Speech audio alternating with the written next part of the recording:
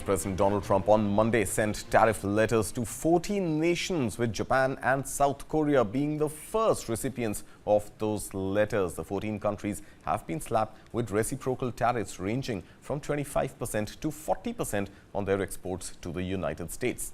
Now, Trump dispatched the first batch of letters to various nations just days before his 90-day extension to the Liberation Day tariffs was coming to an end. Japan and South Korea have been hit with 25% tariffs starting August 1st.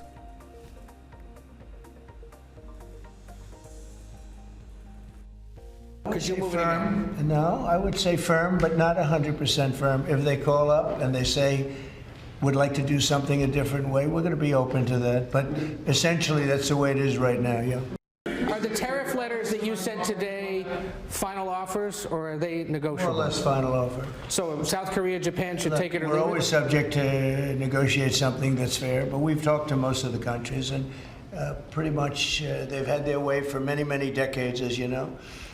And it was time that we just wanted fairness. This is not really equitable from our standpoint, because it's just a small token by comparison to the damage that's been done over the years. But we had no other president that was willing to do this. I did it in my first term with China and others. We took in hundreds of billions of dollars of tariffs. No inflation, the most successful period of time that we've ever had financially in the country. The first term. I think this term is going to be much better, even much better than that. That was the best ever, and this is going to be, I think, substantially better. And we're on the way to doing that. We've already taken in over $100 billion worth of tariffs, and we haven't even started. Well, Trump there saying that he is open to discussions with Japan and South Korea, providing them those additional 3 weeks now to perhaps go ahead and try and stitch a trade deal. But even as Trump dispatched letters to leaders of the 14 countries, Trump said that the US is close to making a trade deal with India, and that he's sending letters to those who didn't think they were going to be able to make a deal. Listen in. We're close to making a deal with India. Others we met with, and we don't think we're going to be able to make a deal, so we just send them a letter. If you want to play ball, you have to. This is what you have to pay. So as far as I'm concerned, we're done.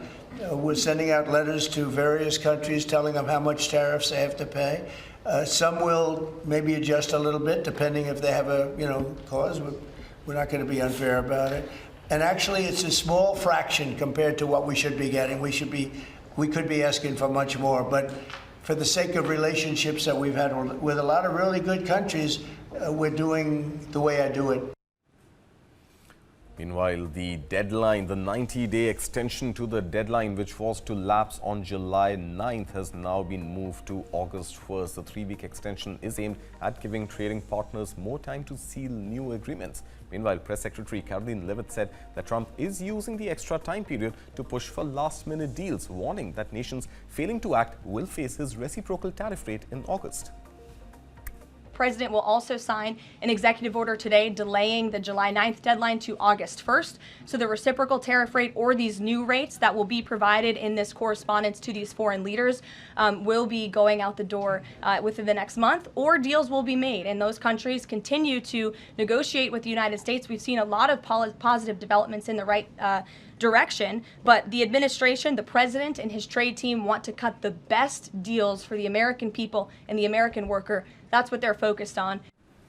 All right, trying to cut the best deals for the American people and making America perhaps great again seems to be the underlying vision for Donald Trump. Will he be able to do that? Well, joining me to discuss this developing story is Dr. Jayant Dasgupta, former Indian Ambassador to WTO, Barnik Maitra, PE investor and managing partner, Chrysalis Equity Ventures, as well as economist Mitali Nikore, founder and chief economist, Nikore Associates. Barnik, let me begin by asking you, the more things change, the more they seem to be the same. Japan and South Korea have been slapped with a 25% reciprocal tariff, almost exactly the same rate that was slapped on the 2nd of April. No deal in 90 days.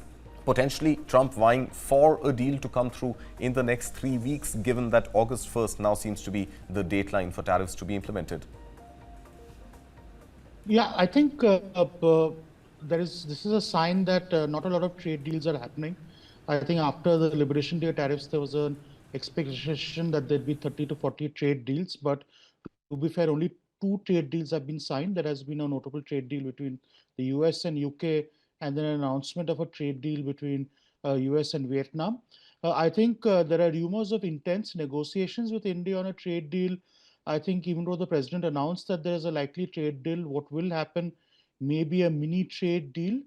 So again, as you pointed out in your story, if you look at the markets, I think markets around the world, except for the US, have not really reacted to these announcements. I think it's the US markets which have reacted negatively because all of these trade deals actually mean the likelihood of a recession in the US becomes far higher because imports will go up in anticipation of some of these tariffs kicking in. So again, it's more of the same. It's confusion as usual, and let's see where this pans out for us. We will, of course, see what really is in store for India, because Donald Trump, they're also saying that US is very close to signing that trade deal with India. Dr. Dasgupta, trade deal with India in the making, discussions had been on, discussions then came to an end, and then there were reports that 24 to 48 hours is when we can see a trade deal announced between India and the US, a mini trade deal, as Barnik was just mentioning. Now, with the tariff deadline extended to the 1st of August, do we still hope for some sort of an announcement to happen within the next 24 hours or so, honoring the original deadline, which was to lapse on July 9th? Or do you think another round of negotiations will now go through and really firm up something more substantial in the mini trade deal for India?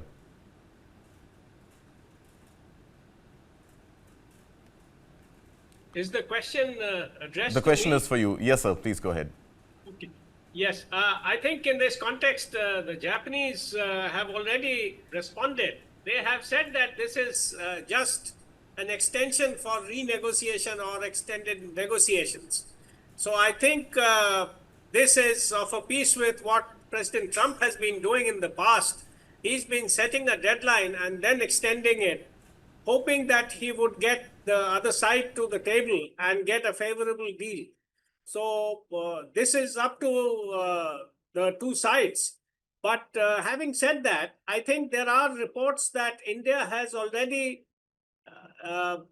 finalized its offers, and it has left it to President Trump to accept it or not to accept it. So I don't think there would be, of course, negotiations and talks going on between the two sides, because they have to finalize the first tranche by September, October of this year.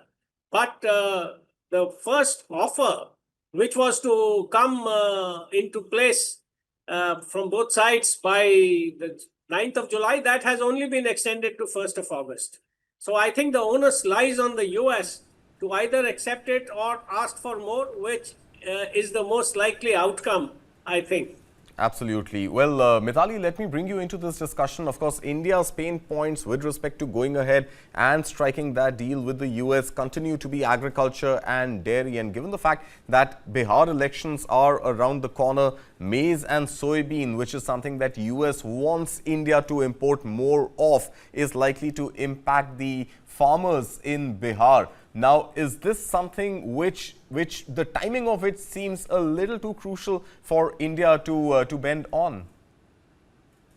Absolutely.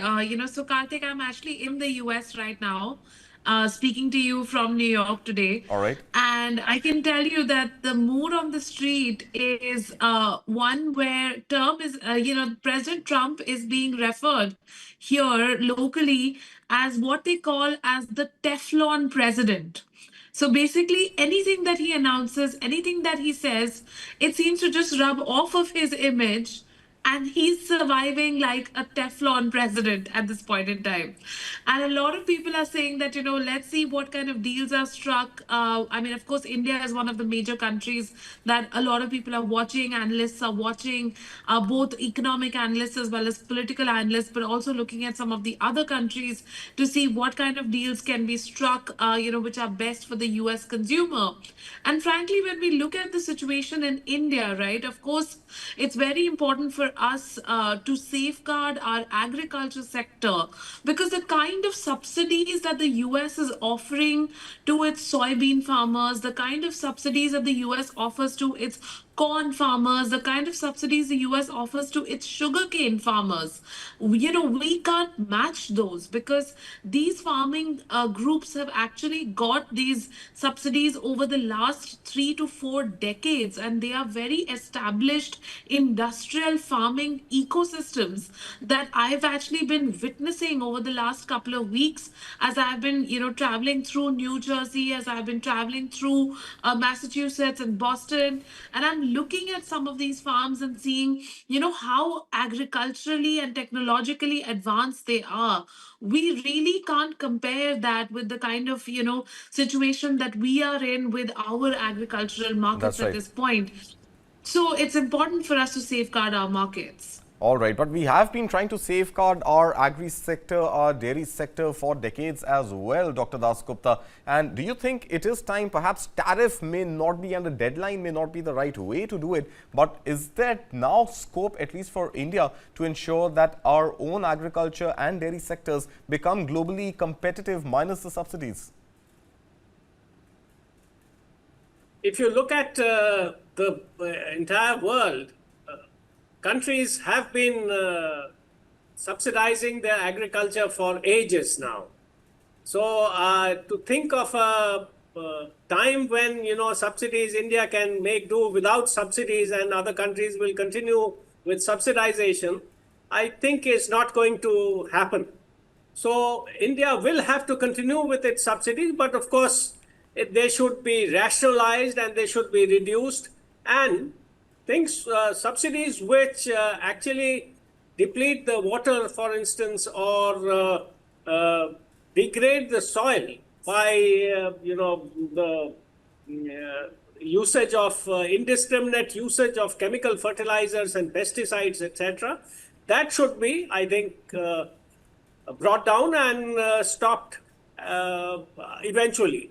So that is one point. The second point is that if you look at the structure of Indian agriculture, you have to look at simultaneously the manufacturing sector, because the agriculture sector engages 46% of our working population, and another 11% are engaged in allied activities. Now, if you were to, there are experts who are saying that we should consolidate, we should have larger holdings, etc., etc. But what will happen to the people who are dependent for their livelihoods on agriculture? They will have to be provided gainful employment elsewhere.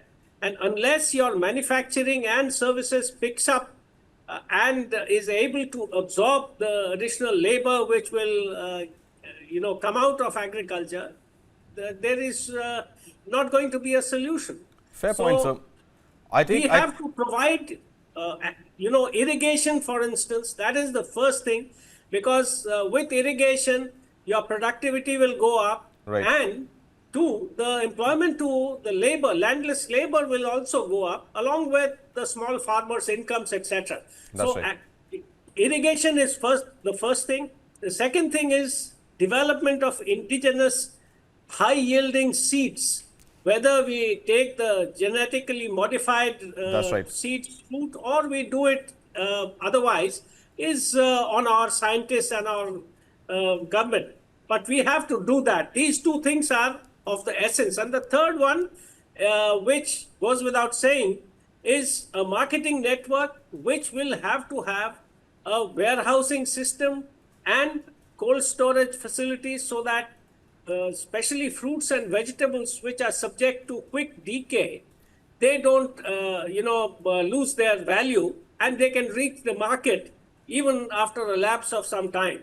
Absolutely. I see your point, Dr. Dasgupta. Barnik, let's bring you back here. And this is a discussion that we have year after year, especially around the budget time, around the month of Jan and Feb, that India will need both subsidies to coexist along with capital expenditure to be incurred for agriculture and dairy to become competitive at one end, and further on, the migration of farm labor into factories is something that India has been trying to do but hasn't been able to do very successfully thus far. Now, with this added pressure from the US and the fact that diversification of supply chains is now in the making, and that seems to be the new world order, Is it time for India to really double down on its manufacturing and becoming the factory of the world in the China plus one narrative? Yeah, absolutely. I think if you look at, again, the numbers, I think even though agriculture accounts for nearly 57% of the employment, it contributes to only 13% of India's GDP. So it is actually a very inefficient use of labor and inefficient use of resources. I think the larger challenge for India is that sectors like agriculture will always be globally uncompetitive. The yields we have are one-fifth to one-eighth of the world, and it is actually only supported because it employs, or rather, I would say, underemploys a large swath of our economy. I think the bigger challenge for us is structural reform to drive manufacturing. I think the good news of these tariffs is that supply chains, particularly in manufacturing like automotive, electronics, semicon, is going to get diversified out of China. There is a big opportunity for India to increase its share of manufacturing from around 15% of its GDP to 25%.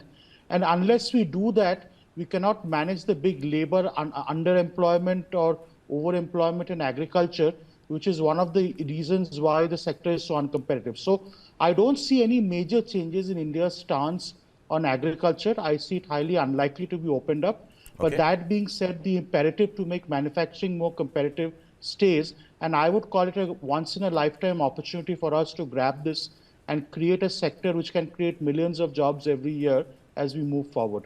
All right, Mitali, of course, there is no debate that India has to up its game when it comes to manufacturing, especially now with, let's say, Japan and South Korea in the advent of them being unable to stitch a deal with the US in 3 weeks, even though Trump is hopeful that a trade deal will be struck. The fact is that manufacturing, especially the sectors that Barnik spoke about, automobiles as well as electronics, is not going to move to the US. So making America great again by getting more jobs in American factories is something which is unlikely to happen, and US will continue to import inflation. And that is something that we are seeing as a reaction on the US stock market also, as it closed almost 1% down yesterday on Monday. So the point really is that in the era of manufacturing not moving to the US hypothetically and imports becoming more expensive for the US, now, what should India's real strategy be, not just to navigate through this challenging time of negotiating tariffs, but as a long-term manufacturing hub for the world? No, absolutely. Kartik, at this point in time, when I'm looking at the preparedness of the US industrial sector, which is what I'm studying here, I find that, there are certain industries, definitely when we look at, for example, the high-tech industries, which are actually well primed for the US to continue investing in, for the US to generate a lot of local jobs in. But besides these high-tech semiconductor industries, it's not possible for the US to be setting up large-scale manufacturing at the kind of cost advantage and the cost that they can get if the manufacturing was done overseas, particularly in Asia. Now, when we look at the Asian landscape, aside from China, there are, of course, other countries like Vietnam, which are offering the US very good competitive terms for manufacturing cheaply. And, there are very, beautiful industrial estates that I myself have seen in Vietnam, which are, highly industrialized, where the logistics facilities are highly advanced. So for India to compete with this Asian landscape, not only China, but, all of the East Asian countries that are very highly industrialized and competitive at manufacturing, we have to now sit and invest in making our industrial parks highly competitive globally. And that is an effort that we need to do pronto. We have been doing for the last 5 to 7 years. I would say, the Make in India policy, the production linked incentive scheme, and the national logistics policy coming together have really brought in that effort and have really brought in that push from the government side, but we also need to push from the private sector side to link our industrial areas with gateways like ports, like inland waterways, like even the inland container depots, so that this entire landscape of manufacturing and logistics together can bring in the cost advantage that we need to deliver to be able to be competitive on a global scale. But of course, we also have to pick some sectors, and semiconductors has to be one of those sectors, electronics has to be one of those sectors. We have to pick some sectors which have, very high demand globally, on which we can deliver with high precision technology, because that can be really a game changer for India. All right. And we will also talk about the low technology but highly labor-intensive sectors, especially apparel, leather, textiles, etc. But meanwhile, Japanese Prime Minister Shigeru Ishiba has reacted to US President Donald Trump's newly imposed tariff rates, calling the announcement deeply regrettable. He stated that Tokyo will continue pushing for a fair bilateral trade deal with Washington but won't accept quick or one-sided concessions. Listen in. Okay, meanwhile, we also have leaders of the BRICS summit which have pushed back on Monday after US President Donald Trump accused the bloc of anti-American and warned of new tariffs. Brazil's President Lula da Silva fired back, saying the world doesn't need an emperor, in a clear swipe at Trump's rhetoric. The warning from Donald Trump came just hours before Washington sent out these dozens of trade letters and tariff letters for imposing broad retaliatory tariffs. Listen in. No queremos imperador. So we don't want an emperor. Our countries are sovereign. If Trump issues tariffs, other countries have the right to do the same. There is the reciprocity law. Eu acho muito. I think it's irresponsible for a president from a country like the US to threaten the world with tariffs on social media. Em redes digitais. Honestly, there are other forums for the president of a country the size of the United States to talk to other countries. Os países. All right, Ambassador Dasgupta, last word to you on this debate, sir. Now that we are on the verge of a trade deal possibly being announced in a day or two, the fact that this is likely to be a mini deal and the first tranche of the bilateral trade agreement scheduled for the fall of this year, what needs to be India's strategy from this mini deal to the full-fledged bilateral trade agreement? Because we may not give a lot of concessions right now, but we will perhaps put our foot down on certain sectors that we've discussed, including agriculture and dairy. We will perhaps push for labor-intensive sectors like apparel and textiles and leather goods. But from here to the first tranche of the full-fledged bilateral trade agreement, what needs to be India's priority, and what could be some issues on which India may be in a position to concede some ground? It's not going to be an easy task for India. No doubt, sir. But the only consolation is that there are many other countries which are in the same boat. So I think the first thing is to coordinate our responses, to get together, for instance, with Japan, with Korea, with the European Union, and formulate a kind of a uniform response to the US, because this kind of bullying and unpredictability, at the drop of a hat, President Trump has been announcing the shifting of deadlines, the imposition of new tariffs, the withdrawal of the new tariffs, which were announced just one day earlier, because now he seems to have said that, or his cabinet has said that this 10% additional tariffs on anti-American, bias of BRICS, any country aligning with that will be subjected to 10% tariffs. That seems to have been withdrawn in some ways, because the US has not clarified as to what will be considered an anti-American alignment. The second point is the Brazilian President Lula has also mentioned that the President Trump's statements are anti-American. So, we are getting into the theater of the absurd. So it is very difficult for India to say that, all right, I will give you these concessions and I will sign an agreement, because the US has nothing to offer apart from, lowering the tariffs which it had raised in an anti-WTO manner. So, right. Because the US doesn't have a trade promotion authority, so it can't give tariff concessions on any of the areas that we are interested in. For instance, textiles and clothing, leather, gems and jewelry, pharmaceuticals, etc., etc. So whatever we give to them, they will pocket. And mind you, President Trump is not going to last forever. His term comes to an end in January 2029. That's right. So whatever upheaval he brings about, and he may bring about a great deal more, Yeah. will be there for the next 3 years or so. So Right. that is the time horizon that we have to bear in mind when signing on to any deal. And the deal should also have a kind of a sunset clause that it will only last till, let's say, 3.5 years or 3 years, whatever. Right. Well, of course, that is likely to get countries to play along for some time without really making those capital investments that Donald Trump is really hoping on. But Ambassador Dasgupta, Barnik, Mitali, thank you so much for your time this morning.